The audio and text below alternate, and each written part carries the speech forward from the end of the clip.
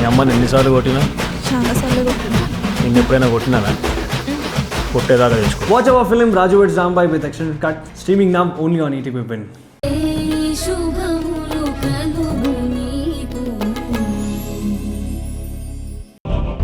ఇది నా కూతురు రేఖ ఇష్టమే.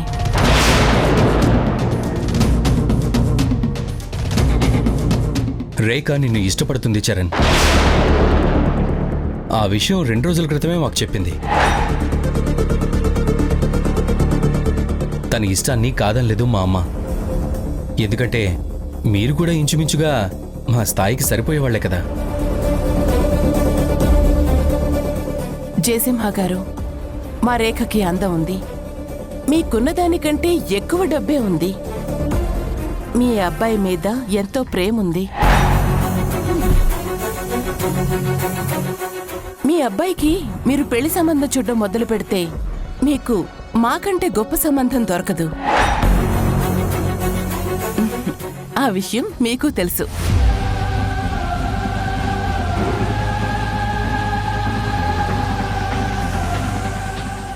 మీకు మాకు బిజినెస్లో చిన్న చిన్న గొడవలున్నాయి, కానీ అవన్నీ సంబంధం కలుపుకోవటానికి అడ్డం వచ్చేంత పెద్దవైతే కాదు కదా. కాబట్టి మనం అవన్నీ పక్కన పెట్టేసి మాట్లాడుకుందాం. చెప్పండి, మీ అబ్బాయి మా అమ్మాయిని చేసుకోటానికి మీకు ఏం కావాలన్నా ఇస్తాను, ఏం చేయమన్నా చేస్తాను. ఏం చేయమన్నా చేస్తారా?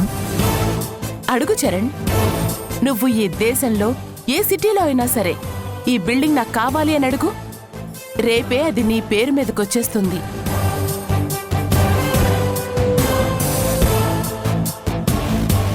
ఏ ఊరి దగ్గరైనా సరే నాకిది కావాలి అని అడుగు, అది నీదైపోతుంది.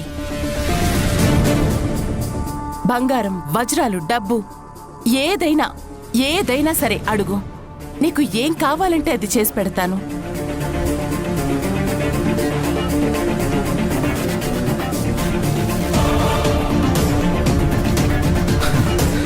బంగారం, డబ్బులు అవేవి అక్కర్లేదు నాకు. మీరు ఒక్క పని చేయండి చాలు నాకు.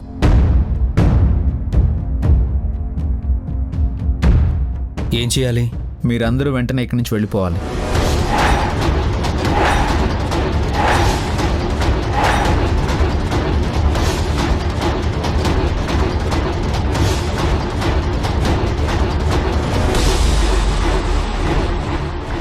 చరణ్,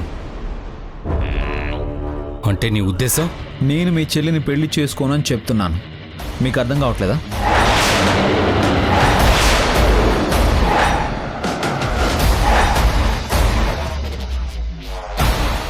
ఏయ్, ఎందుకు చేసుకో? వేరెవరినన్నా ఇష్టపడ్డావా? వేరే వాళ్ళని ఇష్టపడ్డానో లేదో అనేది అది నీకు చెప్పాల్సిన అవసరం లేదు.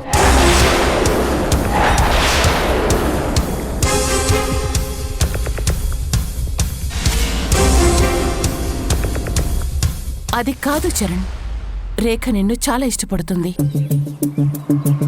నిన్ను ఇష్టపడే అమ్మాయి దొరకడం, అది అంత ఐశ్వర్యవంతురాలు దొరకడం నిజంగా నీ అదృష్టం అనుకోవాలి. కానీ మేమే మీ ఇంటికొచ్చామని చులకనగా మాట్లాడడం కరెక్ట్ కాదు.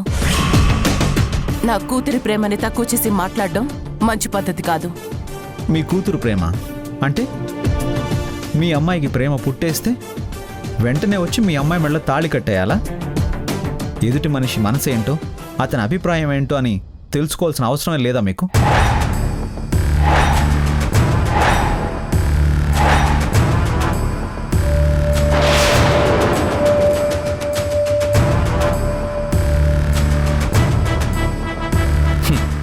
నువ్వు చెప్తే ఖచ్చితంగా తెలుసుకుంటావు.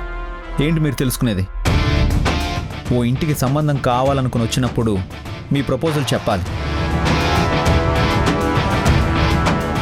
అవతల వాళ్ళకి ఇష్టమో కాదో అడగాలి. ఒక అడుగు తగ్గి మాట్లాడాలి.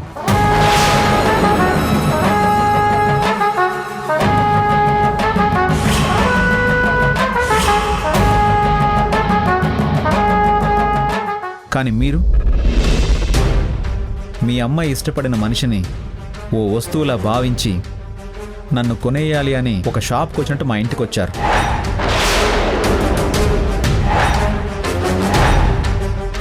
మీరు మాట్లాడిన మొదటి మాటే మీ స్థాయి మా స్థాయి అని మొదలుపెట్టారు. మీ డబ్బుని మా డబ్బుతో కంపేర్ చేశారు.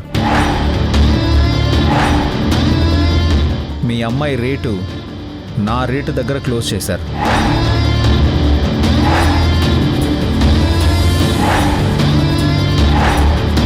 మీ మాటలో ఎక్కడా అనుబంధం, ప్రేమ, ఇష్టం లాంటి వాటి వాసన, వాటి ప్రస్తావన కొంచెం కూడా లేవు అరుంధతి గారు.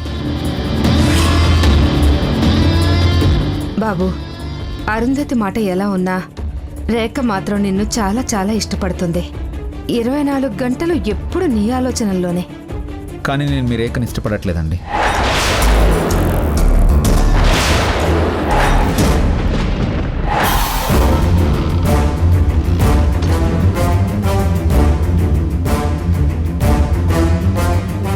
చరణ్,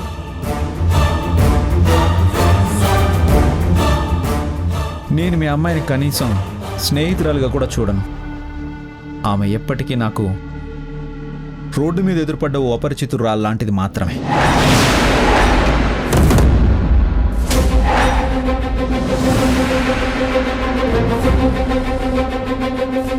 నేను అపరిచితులను పెళ్లి చేసుకోను.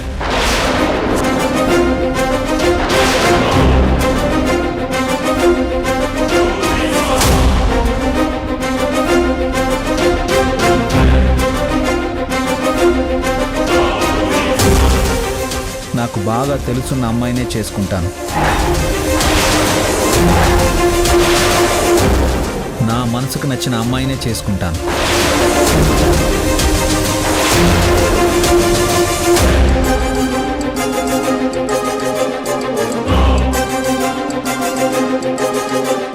చరణ్,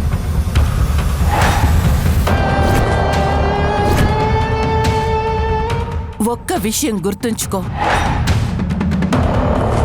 నిన్ను అడిగినా అడగకపోయినా, నువ్వు ఇంకో అమ్మాయిని ప్రేమించినా ప్రేమించకపోయినా, నా కూతురు నిన్ను ఇష్టపడిన తర్వాత నీ ఇష్టం నా కూతురి వైపు తిప్పుకోవాల్సిందే. నీ పెళ్లి నా కూతురుతోనే జరుగుతుంది.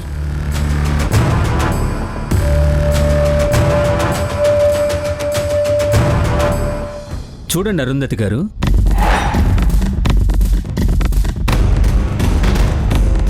పెళ్ళనేది ఇద్దరి ఇష్టాలు కలిస్తేనే జరుగుతుంది.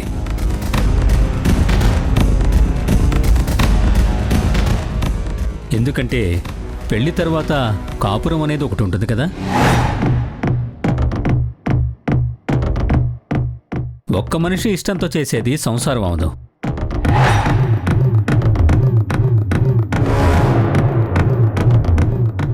దానికి ఇంకో పేరుంటుంది.